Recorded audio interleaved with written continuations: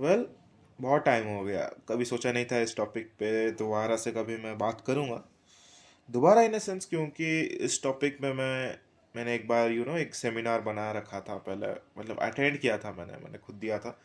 सो ये मैंने सोचा नहीं था कि मैं ये दोबारा से ये टॉपिक चूज़ करूँगा ये बात करने के लिए, लेकिन क्या करें, बनाना पड़ता है। खैर, जैसा कि तुम्हें पता है, मेरे तुमने तो देखा ही होगा यार, टाइटल पढ़ ही लिया होगा, तो मैं क्यों दोबारा से इंट्रो लगाने की ये करूँगा। मैं लगाओ इंट्रो भाई, मुकेश इंट्रो लगा दे यार।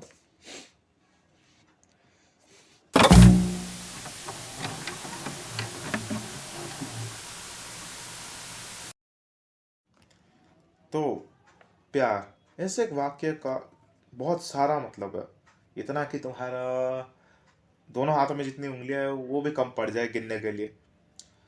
Love is one thing that has over thousands of definition, और ऐसा नहीं है कि एक डेफिनेशन दूसरे से सिमिलर है। बहुत कम चांस है, लाइक 0.1% चांस है कि सिमिलर हो, बट वो भी बहुत कम है। चलो मैं तुम्हें समझाता हूँ। तुम जिस तरीके का प्यार करते हो, मुश्किल से शायद कोई ऑब्जेक्ट या फिर वो इंसान जिससे तुम प्यार करते हो वो तुम्हें वही तरीके से प्यार करे। ऐसा नहीं बोल रहा कि रेसिप्रोकेट करना, reciprocate is a different thing and approach is a different thing. The way you love और the way you approach that love is different for individuals. तुम्हारा प्यार एक्सेप्ट या फिर करने का तरीका अलग है, मेरा अलग है, शायद किसी और का भी अलग है। बहुत कम चांस है कि शायद हमारा पॉइंट ऑफ व्यू या फिर हमारा पर्सपेक्टिव सेम हो प्यार के बदले। तो या वही होता है। लेकिन इस टाइम पे मुझे नहीं लगता प्यार या फिर ये सच्चा प्यार मिलता है। मतलब मिलता तो होगा ऑब्वियसली, लेकिन बहुत रेयर। चलो क्यों ना प्यार को तुम्हें ऐसे पॉइंट ऑफ व्यू से दिखाऊं जिसे तुम या फिर मुझे समझाने में आसानी हो। रिलेशनशिप, इस चीज़ से तो तुम सब वाकिफ हो भाई। कोई नहीं बोलेगा कि हाँ, मतलब बोल सकते हो, सब रिलेशनशिप में थोड़े होता है। इनफैक्ट तुम में से मैक्सिमम रिलेशनशिप में होंगे या फिर थे, तो तुम्हें पता होगा कि आई एम प्रेटी श्योर कि आप प्यार करना या फिर करने का तरीका अलग होगा आपके पार्टनर से। Approach is a different thing than reciprocate. Reciprocate वो तुम्हारा प्यार लौटा रहा है, लेकिन उसका लौटाने का तरीका अलग है। Exactly exactly. खैर, प्यार में हम कभी कभार बहुत ज़्यादा गलतियाँ करते हैं। स्पेशली रिलेशनशिप की ही बात कर लो या फिर कोई भी शिप पकड़ लो, सिचुएशनशिप छोड़ो यार, वो अलग चीज़ है, वो नहीं होता। खैर, तो मैं कहा था, हाँ, तो प्यार में हम बहुत सारी गलतियाँ करते हैं एंड इसी बारे में मैं एक लाइन कहना चाहूँगा। ये मैंने ही लिखी थी, मतलब पता नहीं क्यों किस लिए, बट मैंने लिखी थी कि if love exist then it shouldn't be out of desperation. अगर प्यार होता है ना, वो डेस्परेट नहीं होना चाहिए। एक बहुत बड़ा डिफरेंस है प्यार के ऊपर अपना हक रखना एंड प्यार के लिए भीख मांगना। वो बहुत अलग चीज़ है भाई।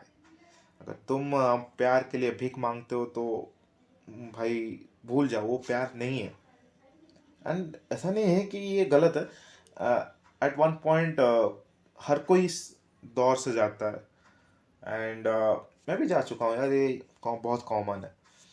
कोई ना कोई, मतलब हम में से कोई ना कोई तो वही मांगता ही रहता है भी, कोई भाई प्यार कर दो, थोड़ा डेस्परेट हो जाता है। And I also know where and why we make this mistake. ये तब शुरू होता है, most probably 90% of the cases, कि हम बच्चे होते हैं अराउंड 6 या 7, जब नया नया दुनिया देखना शुरू करते हैं, तब होता है। क्योंकि इस पॉइंट पे तुम्हें जो प्यार चाहिए था वो मिला नहीं, किसी से नहीं मिला एंड तुम उसे दूसरों में ढूंढने लग जाते हो। एंड यही से तो शुरू होती है journey of being desperate. And there is one line also, desperate people will accept anything in the name of love. ये बात याद रखना, क्योंकि भूखे आदमी को कुछ भी दे दो वो खा लेगा। वो देखेगा नहीं क्या है क्या नहीं है, वो खा लेगा। सो एग्जैक्टली वहीं से डेस्परेट चीज़ें शुरू होती है। एंड यही से शुरू होती है the journey of toxic love, या फिर टॉक्सिक रिलेशनशिप, या फिर फ्रेंडशिप, कुछ भी हो। वही से चीज़ें टॉक्सिक होना शुरू हो जाती है, जहाँ पे तुम पूरा अपना एक पॉइंट ऑफ व्यू चेंज कर देते हो, अपना पर्सपेक्टिव चेंज कर देते हो। जहाँ पे तुम्हें जब नया नया तुम्हारे पास there were 100 definitions of love तुम्हारे लिए था, एंड वो काट पीट के एक हो जाता। There is only one definition of love and तुम उसे ही ढूंढते हो। एंड मतलब मैं ये टॉक्सिक फेज के बाद बताना होता है यार, मैं पहले ही बता दिया, लेकिन खैर हाँ, ये भी वही होता है मतलब। लेकिन इसी दौरान जो तुम्हारे 100 डेफिनेशन थे, जब वो टूट रहे थे ना, वो जो फेज होता है फ्रॉम 100 to 1, जो 99 स्टेप्स जो नीचे होते हैं, या फिर 99 डेफिनेशन जो तुम्हारा होता है, वो जो गिरता रहता है ना, वो तुम्हारा टॉक्सिक रिलेशनशिप है या फिर लव है, उसका डेफिनेशन था। वो टूटता जाता है एंड वो फेज होता है तुम्हारा। एंड उसी दौरान एक इंसान प्यार, मतलब प्यार छोड़ो, अंधा ही हो जाता है, उसे प्यार भी नहीं दिखता। क्योंकि इस दौरान वो एक इंसान या फिर एक ऑब्जेक्ट के ऊपर इतना दिल लुटा चुका होता है कि कोई अगर उसे वो रेसिप्रोकेट करके दे तो वो एक्सेप्ट ही नहीं कर पाता।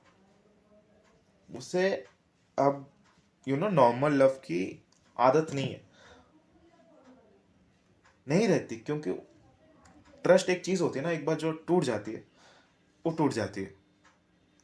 एंड वन से टूटने के बाद ना दोबारा बिल्ड होना, I don't think it's possible. मतलब मैंने तो नहीं देखा लेकिन हाँ, ऐसा ही कुछ होता है। एंड इस टॉक्सिक रिलेशनशिप में यू नो अगर तुम रिलेशनशिप में हो तो तुम ऐसा करोगे कि तू मेरे साथ रहेगा या फिर तू मेरे साथ रहेगी, और किसी के साथ नहीं जाएगी, किसी से बात नहीं करेगी, ऐसा होता है। You don't give any freedom. Even जिससे वो सामने बात करना चाहता है, वो मतलब अच्छा हो या बुरा हो तुम्हें फर्क नहीं पड़ता, वो बात नहीं करना चाहिए। ऐसा फेस आ जाता है तुम्हारा। तुम प्यार के ऊपर नहीं, तुम इंसान के ऊपर हक जताने लग जाते हो उस रिलेशनशिप में। अगर तुम रिलेशनशिप में नहीं हो तो तुम्हारा नेचर टॉक्सिक हो जाता। तुम्हारा मतलब एंगर इश्यूज हो जाता है, तुम्हें ट्रस्ट करना मुश्किल हो जाता है लोगों के ऊपर, तुम्हें दिखता ही नहीं कुछ सच, तुम्हें सच्चा प्यार नहीं दिखता, कोई सच्चे दोस्त नहीं दिखते। ऐसे सिचुएशन में कुछ नहीं दिखता तुम्हें, क्योंकि डीप डाउन तुम उसी टॉक्सिसिटी को ढूंढ रहे हो। And that's the truth. And that's the truth. और जब तुम्हारा ये टॉक्सिसिटी, मतलब क्या बोल रहा हूँ यार मैं, दिमाग खराब होकर रखा है। जब तुम्हारा ये टॉक्सिक फेज होता है वो ख़त्म होता है, जब तुम टूट के बिखर के गिरे होते हो, तो तब तुम अपने ऊपर कुछ रियलाइज करते हो कि तुम क्या गलत कर रहे थे, वो तुम्हें रियलाइज होता है। एंड एक चीज़ है जो मुझे इसी तौर से, मतलब इसी चीज़ से पता चली है, अगर तुम खुद से प्यार नहीं कर सकते तो तुम किसी से प्यार नहीं कर सकते।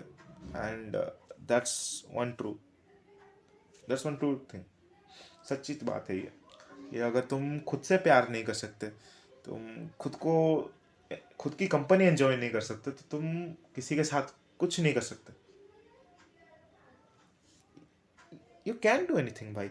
सो सबसे ज़्यादा प्रायोरिटी ये हो जाती है कि तुम सेल्फ लव के ऊपर काम करना शुरू करते हो, खुद के ऊपर ध्यान देते हो, खुद को सुधारने की कोशिश करते हो।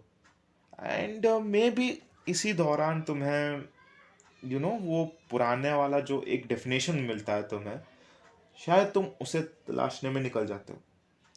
एंड वैसे तुम्हारी एक नई जर्नी शुरू होती है, जहाँ पे पास्ट का ट्रॉमा, पास्ट का रिलेशनशिप, पास्ट का हर कोई चीज़ जो तुम्हारे साथ हुआ है वो एक लेसन बन जाता है, एंड तुम्हें एक लाइट की तरह, मशाल की तरह तुम्हें रास्ता दिखाता है to a new journey. And ऐसा भी कभी कभार होता है, बहुत कम चांसेस है कि तुम सब नेग्लेक्ट कर लो, या हीलिंग फेज के बाद तुम एकदम कोल्ड हार्टेड बन जाओगे कि यार अब तो नहीं चाहिए। क्योंकि एक चीज़ होती है ना, मतलब एक चीज़ लिमिटेड में हो वो सही है, ओवर लिमिट हो जाए and you are done for.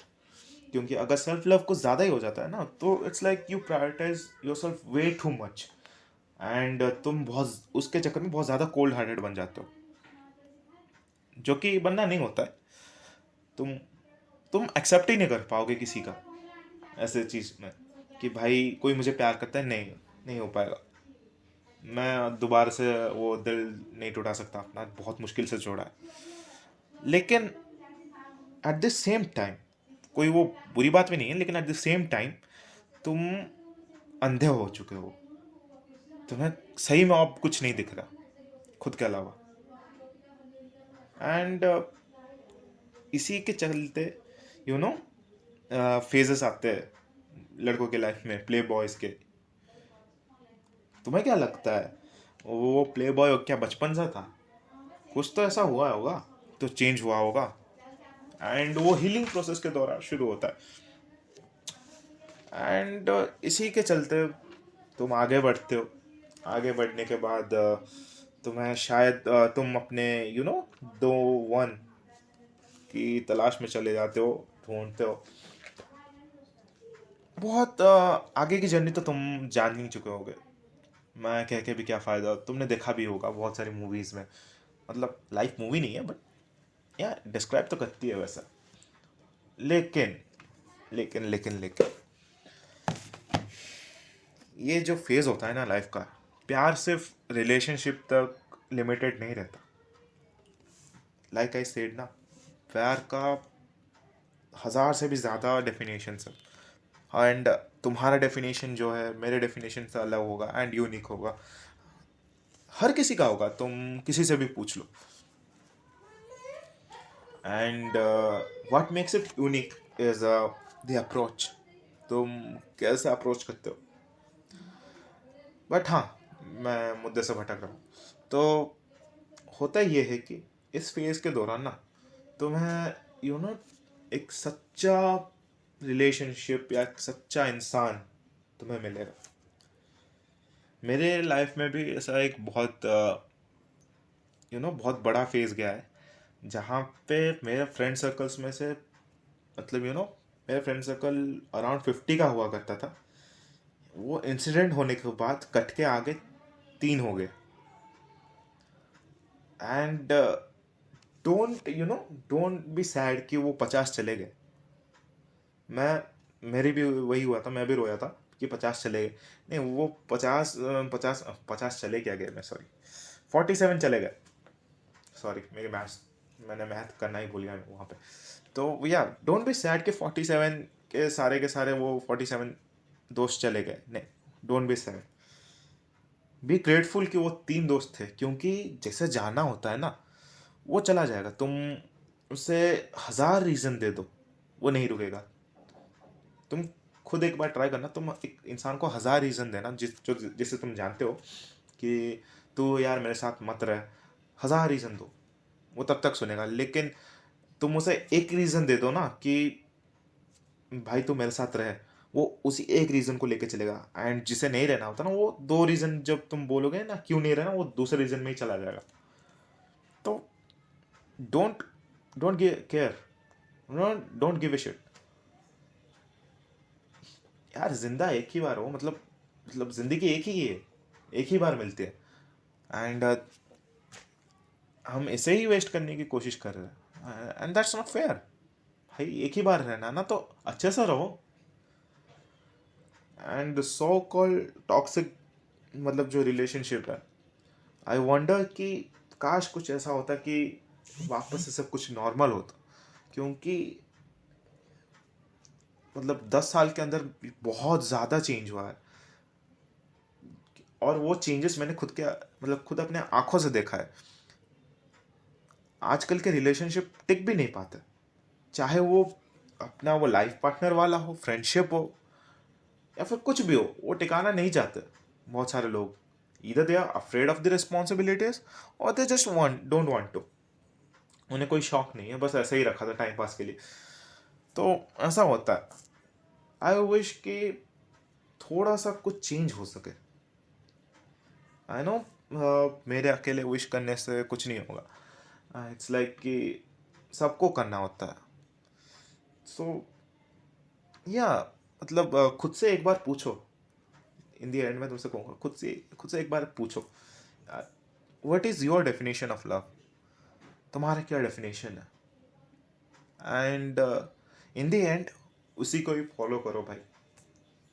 जो तुम्हें सही लगता है वही करो, कि हाँ ये सही है। अपने इनर कॉन्शियसनेस की बात सुनो, क्योंकि मुझे भी तुम्हें ये भी एक चीज़ है कि तुम्हें खुद पर भी डाउट होना शुरू हो जाता है ऐसे फेजेस के बाद, कि भाई मैं जो सोच रहा हूँ सही है या फिर नहीं है। तो ऐसा मत करो, सोचो अपनी इनियर मतलब क्या बोल रहा हूँ यार मैं, गलत सलत बोल रहा हूँ। तो या अपने इनर वॉइस की बात सुनो, क्योंकि इन द एंड वही तुम्हें गाइड करेगी इन सब चीज़ों में। क्योंकि जो तुमने पास्ट में जितने भी इंसिडेंट्स हुए, इवेंट्स हुए, वो सब कहीं गए नहीं हैं। वो once you are wounded by a blade or by a sword, the scar remains. And वो स्कार इसलिए नहीं होता कि तुम्हें उस चीज़ के लिए पछतावा हो।